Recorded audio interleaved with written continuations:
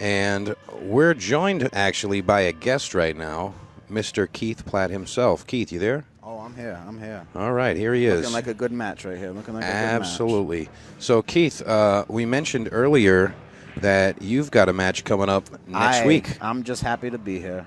I'm grateful to be able to play. That's all. That's it. Yeah, you're going to be taking on Mike Matthew. 2.0, baby. 2.0. Yeah, the kid's been firing. Hey, Connecticut always fires. They Absolutely. like to get the cash sometimes. Yes, sir. We'll see how it goes on Wednesday, though. Yeah, I'm sure you're feeling good about the match. You're ready to play. Hey, I'm just happy to be here, like I said before, brother. Nice. Thank you for giving me the action. I appreciate it. Absolutely. Guy, I appreciate 2.0 even coming down and playing me. Shit, why not? Absolutely. Sorry for the. I'll calm myself. That's all right. It's all right. So, all right, here we go. We got Rich Senna breaking in rack number 1. I mean, this is going to be like coin flip. This is a good one. This is coin flip here. I mean, I don't know who's going to win this. Richie's slow, smooth, and steady. Jared's in stroke. He fires at everything. Absolutely. Doesn't miss a ball. Exactly. So this is going to be tight. I expect to see Jared play safe here. He's just going to stick him on the 7 ball, bank the 1 ball over on the opposite side of the table. Yep. He's getting froze on it. Oh, yeah. You know, a lot of times on the stream here, we like to talk about the level of safe that you can execute. Oh, hit it good. Hit it good. Yeah, Left that's him okay. Kind of a one-railer, but it's still a little tough. Yeah. Yeah, he's going to be able to just spin this ball, and I expect to see Rich make contact. But we like to talk about the level of safe that players execute. And when you're at a good level, even just a top amateur level, you really need to make sure that you're sticking the guy on the ball. You got to freeze it on there. Safe is one of the best shots for any amateur player to learn how to play because that's what makes you win games. Yeah, running out comes easily sometimes. Yeah, most players run out. You know, the table's open. Most players can get out there. But, you know, just the level of safe, you really got to get it stuck on the ball. Just getting a ball in front of another ball that's blocking. I mean, most of the top amateurs and obviously the open and pro level players, they'll be able to kick right out of that. If they're not in jail, Mikey, they can always escape. Absolutely, 100%. So we've got Rich Senna looking at a funny 1 ball here. Not sure he's got a clear shot. See the whole ball, but I'm not too positive he can make anything. I don't think he can pocket the ball, but he can definitely hit the whole thing. I think what he's worried about here is that if he hits it into the 2 ball, the 2 ball might go right into the side pocket if he tries to go duck and cover. See me, I may possibly cut the 1 into the 3 and send the cue back down to the bottom left corner behind. Use the 9-3 as a blocker. The 7 ball, yeah. Cut the 1 into the 7. Richie played that smart right there off the 2 instead of the 7. That was a great shot. That was a great shot. And very, very containing. He doesn't really have a 1 rail here. He cannot go around that 5 ball. That is not an option, pending he doesn't have a magic wand with him. I don't think he's Gandalf the Grey tonight. No, I don't think so either. He's going to need some magic to hit this ball. But I'll tell you what, I've seen Jared come with some great shots. It looks like he's going to actually kick directly into the rail that he's on and possibly try to go 2 rails, hitting the top rail right between the 8 and the 2. Yeah, he might be frozen, so he might have to. I think that's what he really needs to do here. I don't see another path, Keith. You got any ideas here how we can go with this? Unless he goes bottom rail off the 6 right here, between the 6-9 and right before the side pocket into the 1. Yeah, that's a lot of spin. Oh, he tried to go 1 rail at it. Yeah, he tried to manipulate the line there, just try to bend it right at it. And that's going to be ball in hand for the cash cow, Rich Senna. We'll see a smooth stroke here, I'll tell you. Yeah, I don't see any issues with him getting out here. 2 to the 3. He's got to just have a good angle on the 3 ball to get above the 4, and the rest is pretty much cut and dry. He may even play the 3-9. Yeah, that's a possibility. I don't. Depending on where he gets, he might. Yeah, Rich is just a consistent, smooth player. He doesn't really do anything out of the ordinary. He's not going to like pound a ball up table for no reason, and he's just going to stay nice and smooth. Little straight. Speaking of Rich, we mentioned that he has a match in 2 weeks from now. Rantamba. That should be a good one, too, coming up. Absolutely. I see that since the inception of that match, Rand has been a little bit more active in snookers and also on particularly this He's table, also table switched, one. playing with the Revo, not the wood shaft, traditional wood shaft anymore. He's Yeah, been playing with the Revo. I'm lately. curious how he's feeling about that. I like to think Josh Filler, he recently went back to his wood shaft, and I feel like he played okay with the Revo. He did well. He played pretty strong with everything, and then he kind of went downhill a bit, switched back to the wood shaft, and now the kid can't miss. He actually has Predator. Predator is going to be coming out with a new Revo shaft 11.8, which they're actually making for Josh Filler. Really? Because he likes the skinniness of the Z3, which is skinnier than the 12.4 because it's 11.75. So he wants That's that why, additional. Yes, he wants that skinniness. He to wants get that back additional action so on the cue used ball. To playing with the Z3. I didn't know that. That's why I heard he switched to the Z3 because he just felt he was more comfortable with the diameter of the shaft when he was playing. Gotcha. He said he loved the Revo, but he threw his concerns to Predator, and through his concerns, I believe right now Predator is in the process of making an 11.8 Revo. That's pretty significant. That's so that will be that's coming a big out difference. for a lot of people, not only him. I mean, Yeah. but that will be another Revo coming out very soon, 11.8. I've heard a lot of talks about that particular shaft. The Revo, just the standard 12.4, 12. What is it? 12.4 and 12.8. 12.9 and 12.4. Yes. 12.4 and 12.9. And I've heard that since Q-Tech has answered with a 12.5. carbon fiber, they got the 12.5 there. And they but have I've a heard 12.2 as well. I've heard that the difference there is mainly the taper. Like the folks say that the taper really makes it feel like a wood shaft. I can kind of concur. I don't know if it's the taper or if it's just what Q-Tech did with their technology compared to Predator, because I mean everyone's got to be different at some point. Yeah. But I've hit with the Q-Tech. It feels more like a wood shaft than the Revo feels like wood. Yeah, I've hit with the Revo, and I mean it shoots straight as anything, but for some reason it just doesn't feel like a pool cue. No, it's just feels like a aim, machine it goes, or something. you know? Yeah. So I think that the feel of it is. Oh, nice shot. Ooh. The feel of it is mainly the downfall of the Revo. I mean, most people that play with it don't miss many shots, but it's those funny weird spin shots and yeah. the shots you want to feel deflection. Sometimes you don't get it that much with the Revo. Yeah, I got to agree there. Lots of people tuning into the stream. Thanks for checking us out here. James Stonkus, Scott Reynolds, Paul Troxel, Josh Grasco, Mr. Tenzin, Bobby Hooker, Bill Phillips, George Texera, Evan Broxmeyer. Welcome, everyone.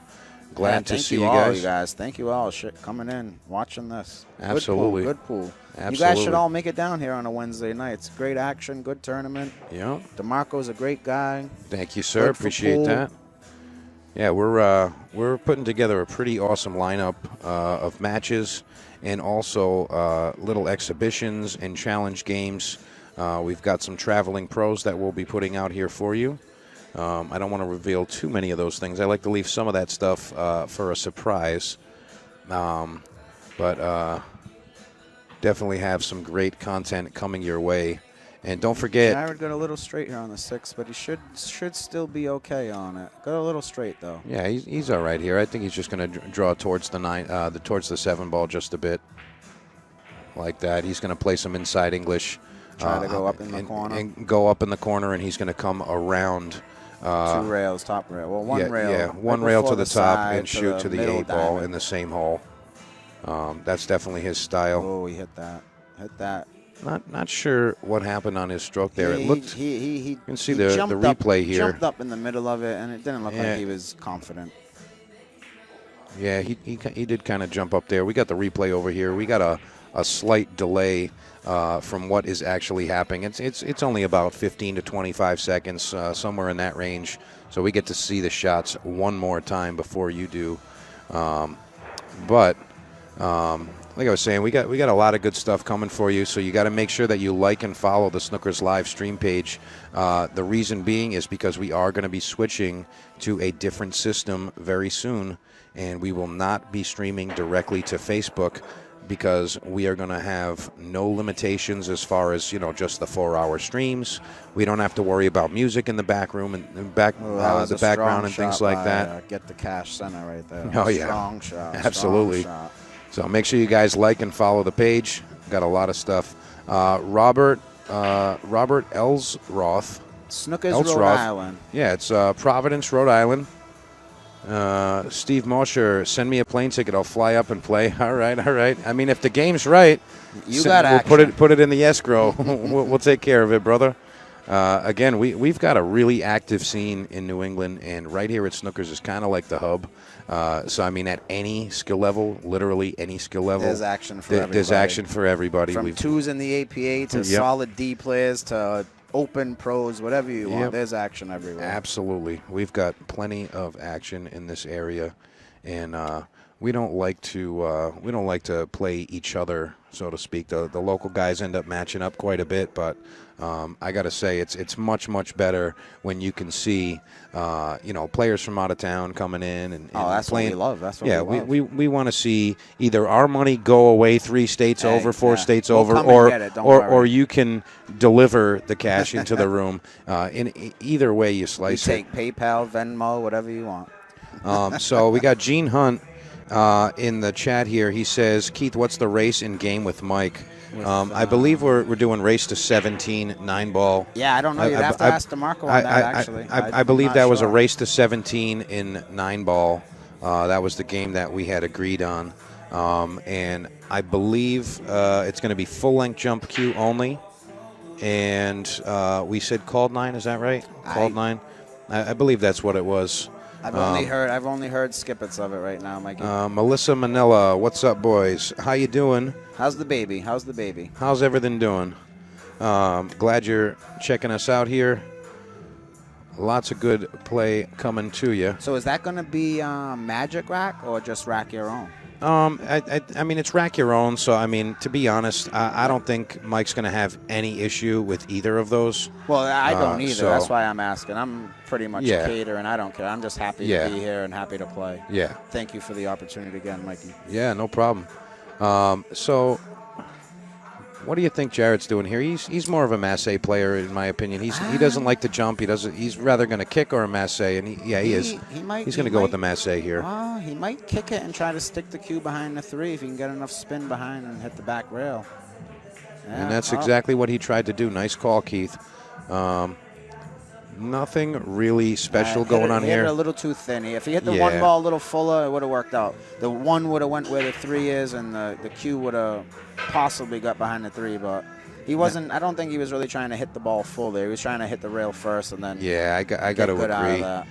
It looks like Rich is going to end up just trying to roll Jared onto the 4 ball here. I don't see a lot of positive offense here. 7 ball blocks the corner. He doesn't really have an open pocket to shoot. Yeah, you think I'm made a good call there? You think he's just going to try to roll him on the 4? Yeah, 1 rail. He'll hit the 1, hit 1 rail, and try to get right behind the 4 ball. And just stick him right on there. He went a little too far. He was caught actually the trying to rail, go. Yeah, he was trying to go down onto the 3. To be honest, it looked He like. caught the rail though, so still good. But he kind of left Jared. Yeah, I Jared- don't know if the 9's in the way or not. But Yeah, the 9's got a little bit of impedance looks there, like he's but got enough window. But it's yeah. still tough to get on the 2 ball from here though. yeah, Jared's a comfortable masse shooter, and he's got a very He fortunate fluked bump it. there. He fluked it. Fluked the 1 ball.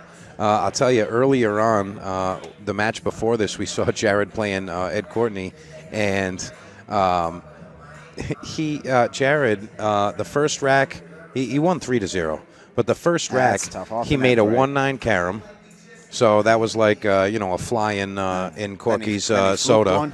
and then he fluked on the 2 ball. He made the 9. It was a pretty insane shot, and then as Ed Courtney's shooting. I think he was shooting at the 7 or the 8. A ball comes off the table, and he just gives Gives him Jared ball, ball in yeah, hand with the yeah. 8-9. He shook his hand. He Yeah, said, "Hey, it's buddy, over. I'm all set." So Yeah, race to leave 3 it at alternate that. break. Anybody's got a chance to win, Yeah. whether you're a D player or a pro. Good action, but Yeah. most of the time, if you're giving anyone ball in hand in a race to 3, it's not looking good for you. Yeah, exactly. Yeah, and when you break, you gotta hold your serve. You gotta be able to maintain control when you're breaking. Either push right or play a good safe. You gotta maintain control of the table at any time in a race to 3 alternate break. Oh, If yeah. you're not at the table, man, it's tough to win because you're sitting. If you're at the table, your opponent's sitting. So that's all you can hope for, really. Let's see here. Melissa Manila, baby is awesome. Loving that you guys are working to be the Tony Romo of billiards. Good play calling. I don't know about being the Tony Romo, so to speak. We've both made Super Bowls. He hasn't. Yeah. Good call, bro. Good call. So Jared played a good containing save there. He didn't hook him completely. He's got about 3/4 of a ball, half a ball. Yeah, I expect him to see a 2-rail kick here. And he's going to actually try to kick it just be either into the pocket. Yeah, he's trying to get the cue 9 behind the 7. Yeah, he wants the cue ball on that side. He wants the cue ball to stay over here. Missed it. Yeah, the fast rails there. He wasn't expecting that. I'll tell you can get comfortable making shots and getting shape playing on a table that's a little faster than what you're used to throughout the night. But when you go to play a kick or a bank shot, that's when you really have to know the speed of the table, because when it comes off the rail, it's going to react in a way that you're just not ready for. That depends on if you're going short or long, you know. Yeah. It's how the table plays. Yeah, this one definitely plays a little bit tougher than anything else here at Snookers. Besides 15. Yeah, table 15 is probably the toughest. This one's a little bit speedier. It's got a little bit more speed to it than table 15. Jared DeMalia described faster tables like this one here. He described faster tables like this. He said, fast tables make the easy shots hard and the hard shots easy. Yes, and for the most part, it really does that, and I couldn't think of a better way to explain that. It really just does do that. I mean, those shots that you really just got to just roll it in and keep the cue ball right there. The cue ball bounces off the rail and it comes away from the shot. You're like, get oh, the right man. position unless you put the cue ball where you want it. Yeah. An old-timer once told me, he who controls the stone controls the game. Yes, sir. That's very sound advice. So if you can't control the cue ball, it's tough to win sometimes. Oh, yeah. And Jared missing the 3-ball. Got a little fortunate. Not for nothing. It seemed like he kind of half-heartedly hit that, and I'm not sure his approach to that. I mean, he kind of just went up and hit it. With ball in hand, too. I'm surprised. Yeah, I wasn't expecting that. He didn't hit it deliberately at all. Yeah, he had no intention, it seemed like, when he shot that ball. He's not he's not really giving it 1,000%. I mentioned it earlier. These guys are playing in this tournament. It's a little bit more relaxed than if we were playing a $2,000 first prize tournament or a $10,000 first prize or something. Definitely. These guys would be bearing down a lot more. But Wednesday night is really just a chance for all of the players in the area. Hey, if anyone thinks they can come win it, I invite them all down and try to come win. It's very tough. It's very, very tough. I'll tell you what, the cash cow, Rich Senna, he's managed to do it. Yeah, he's been on a He managed to win this tournament. 3 in a row, 4 in a row. I think he won. I think 3 in a row he won. And I'll tell you what, I don't think I've seen that in a long time. The only other players that have done something, Joey has done that. Joe Dupuy has done that. Jim Prather actually had a run at that a couple of times. He won 3 in a row. A few rolls. And other than them, maybe Shorty. Tom DeAlfonso, I think he's won it a couple of times in a row. But if we want to go back then, you can always that was Mike, a while Shorty, back. Yeah. Joey, any of them, they've all done it. Yeah, but it was definitely it was a different format. Different format and whatnot. This format actually, I feel, makes it tougher for them to win. Yeah, because it's an equalizer. Yeah, races to 5, winner break, and all that. This format makes it a lot tougher for the higher player to win sometimes. Because if the amateur player can just control their serve, like you always say, it makes it tough for the pro to win, even though the pro should win and shoots better every time. But oh yeah. It's pool. It's a game of millimeters. You got Mike Gerleo hopping into the chat. Mike, nice job this past weekend at the Liscotti Memorial. Mike Gerleo finished. I believe he was 5th, 6th in that tournament. That was pretty strong. He played pretty strong. He had a tough set against Jake LeBon from Philly. Solid player. Player, Mike. But he had a tough set against Jake LeBon from Philly. That kid came in firing. And no, he was playing in the B class. Someone told me he was a C. But I watched his last 4 matches on Table 1. He started running through people. Yeah, he was. I thought he was going to put Deshane in a coma for a minute. Yeah, you know what? Breaks and runs, he broke and ran the first rack. two-pack. Yeah, that was pretty good. I mean, everybody was kind of rooting for that kid Mike just was because definitely on the ropes for a minute. You don't want to see Mike win. I mean, obviously, we're expecting Mike to win in the match like that, but you know, everyone would love to see the underdog. Yeah, you want to root for the underdog. You know. Yeah. Oh, there goes Jared, just making that one mental error again, jumping up in the middle of a shot. Yeah, That that doesn't look like normal Jared DeMalia stuff, to be honest. No, not at all. He's usually no, not for nothing. He might be just getting tired. I mean, Jared works. It's a little late, yeah. He's got a long drive too there, here and home. Mm-hmm. Might be just a little bit of fatigue, but both great players, though. Great players. So Richie looking to just kind of. Looks like he's going to drag this down the table. He might not hit a rail. If he does, he hits right before the side pocket. Nope. Yeah, he said, I'm not even touching the rail. I don't want to touch any of these rails. I just want to be shooting this 9-ball right into the heart of the pocket, just like this. Well, that's here he comes. Watch me go. 2-0. There I go. Cash cow. Jared's break now again. And you guys, that's why they call him the cash cow. This man is always in the cash, let me tell you. Too smooth center right there, I'll tell you. Yes, sir. Got to give a quick shout to our sponsors, MD Promotions, New England 9-Ball Series, Classic Signs in Coventry, Rhode Island, and Checkered Flag Landscaping. They are also out of Coventry, Rhode Island. MD Promotions, this is their next event this coming Saturday at Straight Shooters, Fall River, Mass., just 18 minutes from Snookers, right in Providence. So just 18 minutes from Providence. Good room. If you like old school pool, you'll love Straight Shooters. Yeah, they got 22 9-foot tables. It feels old school feel. Feels great in that room. Great group of people. And then also on it's almost Sunday, like walking in Chris's in Chicago. Yeah.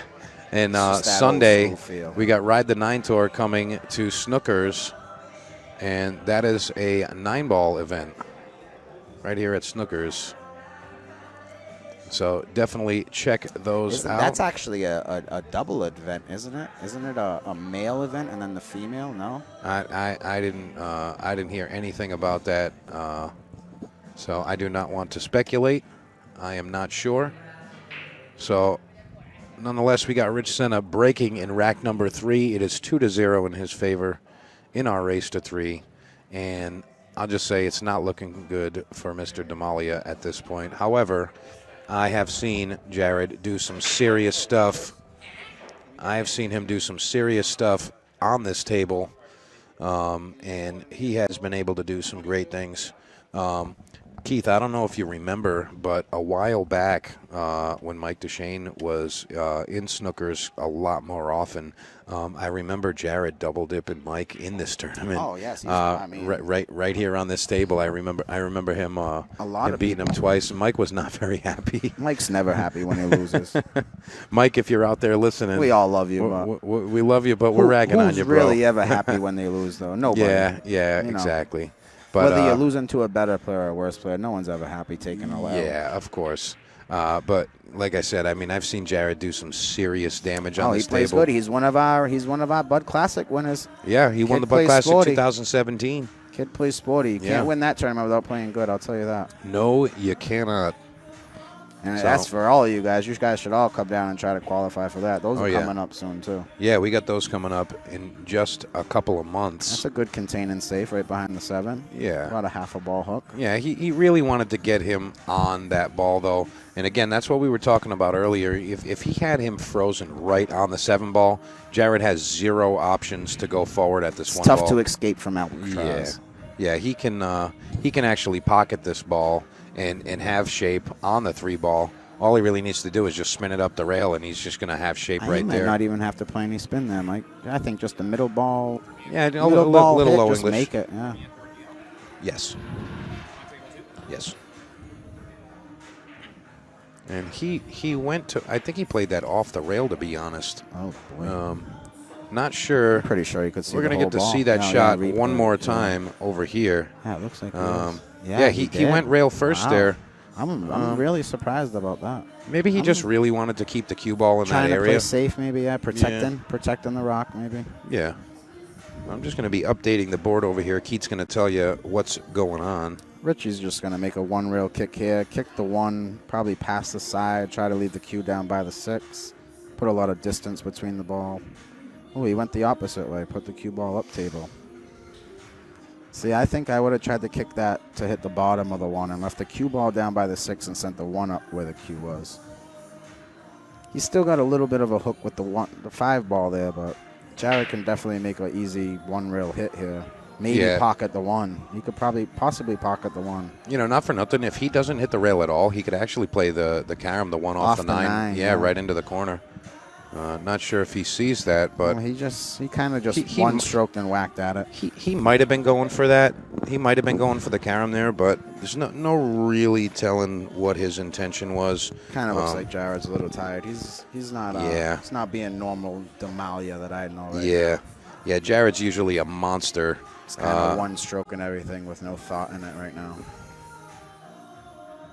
Maybe he's feeling guilt from his previous match with those couple of quick games. Cash Cow might have felt a little guilt there, too, missing a straight end 1 ball. Yeah. You don't want to open the door for Jared, though. He's liable to run this out and break and run, and now it's a double hill game. Very, very possible. Like I said, I mean, it's 2-0 with Richie up here, but you really can't count Richie out. I mean, you can't count Jared out here. I mean, you make one quick run out. He's very capable of breaking and running. So if he's able to do that. He's a lefty. It's all natural. Oh, yeah. Comes natural to these left-handers. And, you know, it's funny that you say he's a lefty because he is just like a lot of the left-handed shooters that we know about. And he did. That's going to hook. But he, you know, if you throw him a ball, he's going to throw it back with his right hand. With his right. He signs his name with his right. Yep. Shoots pool lefty, though. Yeah. And a lot of those guys, Pete Bowman, Joe Dupuis, the same way. all of those guys, they all shoot lefty, but they actually are right-handed, you know, people. And it's funny, they said that when they first played pool, they thought that it made sense to have their best hand forward. Maybe I should switch. Yeah, I mean, I'm going to switch before this Wednesday, upcoming Wednesday. Maybe 2.0 got a chance. Hey, I mean, it works for John Mora, but we're not all John Mora. Oh man, that guy. Oh, you're going to play opposite-handed for Mike? Yeah, I don't think so. I think you're going to get quadruple the action if you play with your opposite hand on that one. If I can do that, I might do it. John Jared Mora, he's a I don't even know. He's an animal. That guy. Yeah, he is. So Jared elects to roll the 9 ball right on top of the 6, which was very well because he didn't freeze it, so there's no combo involved. Yeah, I'm not sure how Richie actually wants to play this. I mean, you know, you can just kind of thin it and roll it against the rail here. He's going to try to get him behind the 7. But again, it's that first diamond before the side pocket. Nice thin hit. Yeah, I think he's going to try to, you know, 1-rail the cue ball right behind the 7. And the only reason I say this is because it's tough to keep that 6 on the rail with the fast table. I mean, you can feather it, but it's going to come off. Really got to get it on the 7 just like that. He definitely left a dead 6-9 combo almost, it looks like, if Jared can make a hit. But that was definitely a good containing safe there. I think Jared's going to be spinning into this. That's a good call there, Mikey. He definitely thinned it 1-rail right behind the 7. Yep. I think Jared's either going to be 2-rail around the 8 ball or he's going to jack up and spin. Because, I mean, if he hits the 6 ball anything decent, that 9 ball is liable to go right in. So if you're playing the win here, I might even bank the 7 and put it on the back side of the 6. So then what's his next safe going to be when the 7 and 9 are crowding the 6 ball? I mean, to be honest, I kind of see him like just kind of jacking up and spinning. That seems like Jared's style. Yeah. Seems like Jared's style. He's looking like he's going to 2-rail. 2-rail it, yeah. That's what he's looking at here. But to be honest, that's really tough to judge. I kind of like tying the 7 up on the other side of the 6 and forcing Richie to play another safe on me. And not for nothing, you could even just roll the 7 on top of the 9 ball. On top of it, and just to block the even at that, whatever, that's not a bad move either. But just contain the shot and know that you're going to get to the table again. I'll tell you what, if Jared scratches here, that's probably going to be it. Over. He'll probably just shake his hand. I think he's going to make him shoot it, if anything, but. Oh. And almost thins it on the way back. Almost hit it twice. And he's going to give him the shot. Let's see, is the cash cow going to fire this combination? I would say so. Definitely. It's almost dead. It's looking like that's what it's going to be. Yep, that's all she wrote for that one, folks. And there you go. Rich Senna taking it down. That's only Jared's first loss, though, so he's still that's kicking. Jared's